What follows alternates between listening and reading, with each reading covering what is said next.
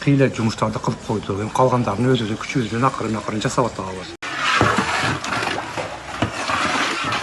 МЧСке рахмат. МЧСке мен ыраазымын. МЧСтерге рахмат. Mana şu Obse Marat shunday chertdi, ko'tariladi suv. Suvni ichida qoldik deb eshitdi va ko'zga ko'rinmaydi. Bolalar ko'zga ko'rinadi. Ana qanti bo'ldi. Sekin suv azayib mana yoqda daryo bo'lib oqyotadi-da, mana yerdan uryotadi. Darvozani chertib, shunday bo'lib jama. Бул жактан мамлекет жактан МЧСтин эмелери келди, санэпидемиядан келди, айыл өкмөттөн келди.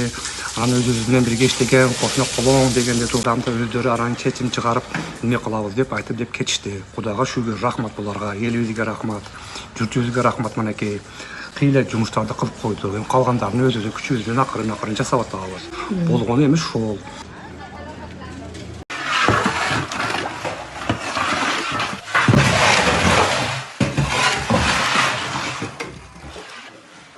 МЧСке рахмат. МЧСке мен ыраазымын. МЧСтерге рахмат. Mana şu бизди эвакуация кылып кетти. Үйүбүз брак болду. Майли эчтек эмес го. Мен машинамда жатты, ошол жерде баары калды.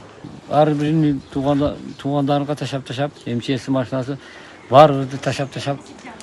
Анан ошондо жатып саар менен эртең менен келдик. Мына мен келдим, артымдан сразу МЧСтин балдары жүгүрүп келдилер. Алар тазалоо иштерин баштады. Мен ыраазымын. Тазалап ататтар. Кирип болбойт эле үйгө. Мына азыр кичи кирип энди көрөйүкчү үй кандай болду. Энди киришке болот энди. МЧС азырда да тазалап атат. Булар өтө катуу иштеп атат. Буларга ыраазы болуш керек.